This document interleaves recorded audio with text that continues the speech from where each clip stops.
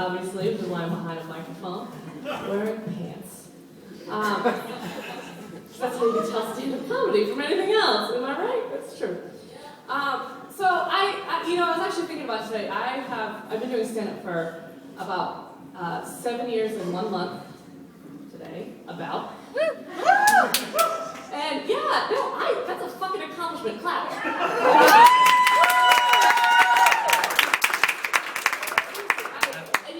I was doing some thinking and some reflecting today, and I realized it's been almost 2 years since my last stand-up show because I'm doing all these other acting and sketch and all this hoopla. And I was like, well, I wonder why that is. And I was like, oh yeah, right, because stand-up is fucking hard. Right, because it's just you up here, and you're just telling some jokes. And so I sort of consider myself, I don't really consider myself a stand-up comedian. I consider myself more of a performer who sometimes does stand-up, so which is way better, right? No, but stand-up comedian, if you're like a full-time stand-up comedian, it's really hard. It's very, very hard. And I wish that more people thought it was hard, because then I think less bad people would do it. Some people, tell people who perform a lot of variety shows, they're like, yep, I know. Jesus Christ. Yeah, no, it's true. It's true. It's really, really hard. Actually, a friend of mine went on a date with a self-proclaimed stand-up comedian, and she came home, she's like, oh, do you know this guy? His name's Vinny, and, he's from New Bedford, and, which is already A+. Hello, right? And I was like, fucking marry him, New Bedford, whoa, Whalers. It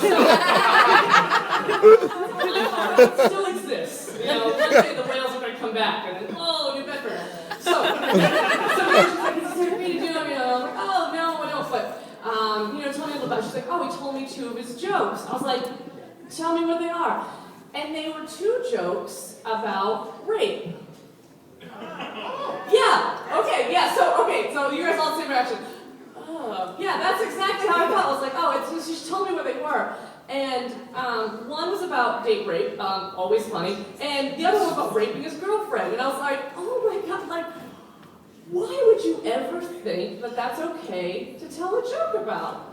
You guys are getting really nervous, because you're right, I am going to tell you a joke about rape. So, well, no, we had this discussion about, like, how a rape joke never, ever, ever, ever funny, right? And then I was like, oh, approach it in a certain way. So here's my intent. I'm going to tell you some funny jokes about rape. Like, I don't know how I feel. It's cool. I'm a woman. It's fine. All right, so, knock, knock. Who's there? Rape. Rape who? 1 in 4 women. Okay, no. All right. Knock, knock. Who's there? Rape. Rape who? 1 in 10 men. All right, fuck. Some of you are like, oh, you learned something today. No, all right, no. No, but really, I think I can tell those jokes because I find myself very rapeable. I don't have a lot of upper body strength, and I'm often walking alone, and I never ever carry a whistle, so there's that. It's cool. It's fine. It's kind of it's funny joke. It's like it's one of those things that, on a scale of 1 to would I rape her, I'm at least I'm okay, maybe, So and it's one of those things that what's good about that is that I have a lot of really great guy friends who are always I'll walk you to your car and keep you safe and buddy system and stuff like that. Some of these guy friends too, they're so great. They'll actually sit with me on the drive home, and that's nice, and they'll walk me upstairs, and that's cool, and then they'll lay with me in bed, and it's oh, awesome, baby, that's great, and then they'll cup a hand around my vagina, make sure no one else gets in, you know what I mean? And that's great, or they'll stick their penis inside me, they're oh, no one else gets in here, you know what I mean? And that's the kind of friendship that I have. That's kind of what I consider penises as, is vagina plugs. Right? It's protected, you know what I mean? Which is nice. I think that we should call penises vagina plugs, or leave it just plugs in general. Whatever you want to do, vagina plugs, penis plugs, watermelon plugs, whatever you're into. I think that would be good, because I think actually it would probably close the income gap, you know what I mean, between men and women. If guys were just considered to have plugs as opposed to cocks or dicks, because cocks and dicks are so it's like a stronger word, right? Because cocks are very proud birds and a terrific soup flavoring. You know, but something about plug, you're like associated with like terrible things, like drains and like, you know, tampons. It just gets grosser from here. Hang on. I know, you guys are all like, oh, she was so pretty, but so foul. It's true, it's probably where the lipstick, so you get fooled. No, all right. So, see, here's the thing about tampons that makes me upset. Besides the fact that they're drying, the thing about ladies, right? Yes. Okay. And also, you ever like pull one out and get so much momentum you hit the sink? Weird, right? You know what I'm talking about, though, right? It swings out a little bit. You're like, it's gross. It's weird. You're welcome, guys. Try to get that imagery out of your head. You can never, but ladies, you go for this all the time. It's like on a fucking foil system, right? It's like, pop, and it just swings out, and you have to try to like dive, and then it's gross. So, well, the thing I get concerned about with tampons is that why doesn't insurance cover tampons? Right? Well, now you're like, well, fucking right, yeah. Okay, right? We go through like a box of a month, and every woman between like 15 and like 50. I have no idea what menopause is, but like they all bleed once a month, right? So you think, and you use like a box of them, you think they'd be covered by insurance. It's not like we're asking for birth control to be covered, like that's just for sluts. So, we're asking for something that every woman goes through, right? It's like, yeah, but that's, that's just thoughts about that. But, yay. So anyways, all right, so, and now I'm married. It's like it's some fucking accomplishment. Really, it's so easy to get married. You have to wait like 3 days and sign a paper. It's not even. It's like divorce. It's like you have to, it's like a 6-month excursion. But marriage, you're like, yeah, I don't care, as long as you're straight. So I know. Is it too soon? Or pretend to be straight. Or you pretend to be straight. Right. It worked for Mickey Rooney and Judy Garland. So each other's beards. Fun fact. I was actually thinking about that because you notice how like when people are drinking, you just excuse their behavior. If like 2 straight girls are drinking and they're like making out, you're like, oh, that's so fun, they're drinking, it's too like temporary games, oh, it's cool. I feel like if gay people just stay drunk, we would let them get married because then we would just think it's cute, I know,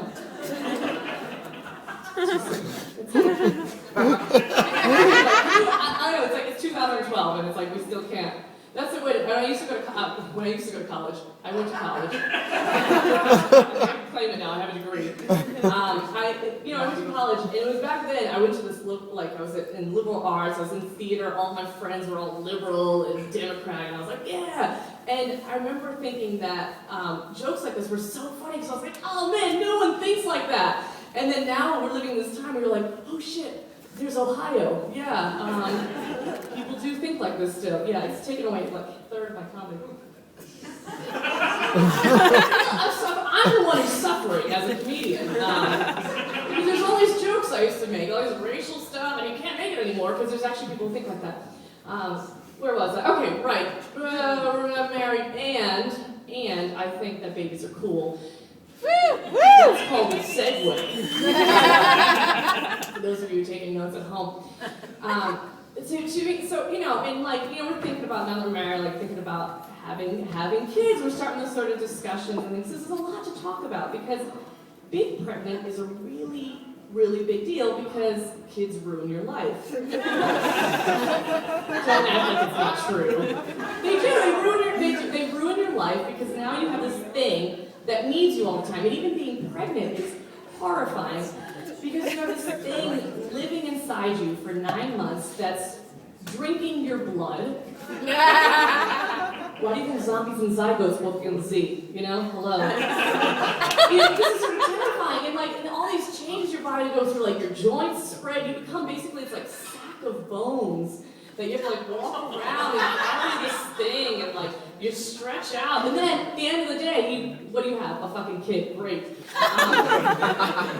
hard. And babies are so hard. I watch a couple babies. It's sort of like, because I'm really good with kids. I know you guys are like, oh my gosh, she watches kids. I do.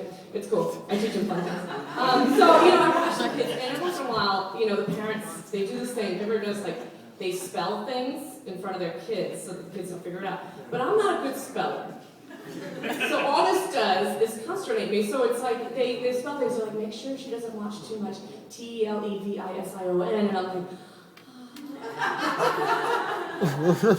KEYSHUR. Like, I don't know. I don't know what you're saying to me. It's scary. It's scary. Like, I'm like, what if it's like good information? Like they're like, her EPIPEN is over in the cabinet. So that's EpiPen. I tried to spell it, but it didn't work. That's the point of this. Is now everybody's seizing, and I can't get EpiPen. But no, it's kind of scary because like now, like, it's like biological clock is ticking. I'm 29, and which is not technically old, but I feel old. I don't know what happened. Apparently after 25, apparently that's like old. But if you think historically, by 29, I should have 5 kids and be dead. So, it's like, 100 years ago, I would have been dead already. So, it's I feel like it's okay to feel like this, but like I notice like when I wake up, like my joints are stiff, you know what I mean? My skin's always dry. And so many times I've woken up having to shit. And it's not, this is new. It used to be waking up to pee. So those of you who have reached 29, you know. But now I'm like, take a shit. And like, this is a weird feeling to wake up to. And you notice too that like your shit smells differently. I took a shit the other day that smells like my dad. And I don't know. What does that mean? I don't know like what that's supposed to feel like, And I also noticed too that like now being 29, my tits constantly hurt. It doesn't matter. Running, walking, going upstairs, whatever. They just hurt all the time. Does anyone else go through this? Ladies? So I have something wrong. Good, okay. I'm not on the shirt. It's totally fine. Yeah, okay. A little bit. Does that say some people a little bit? You do too. Is it just because we're over D's? Is that what's happening? I can't see you. I'm just assuming you're. I'm looking. No, I'm not watching the movie behind you. You're like. Oh,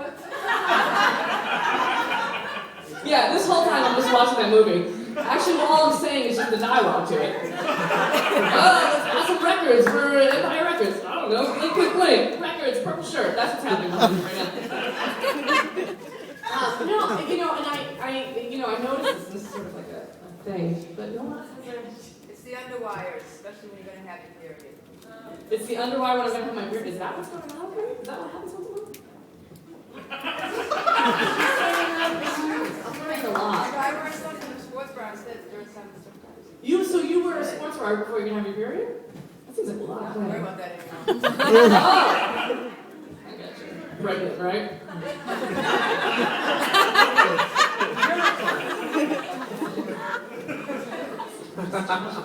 No, I really know nothing how this body works, but okay, cool, all right, yeah. We're good. I'm going to talk about that. No, but being old and frail like I am, people always get upset when I say that, but like I feel old, so this is like kind of. She's 30. Oh my God, I'm so terrified.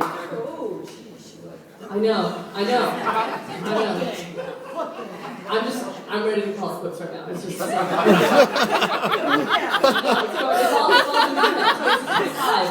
it's really been downhill. I don't even want to tell you how I can hold up a pencil now.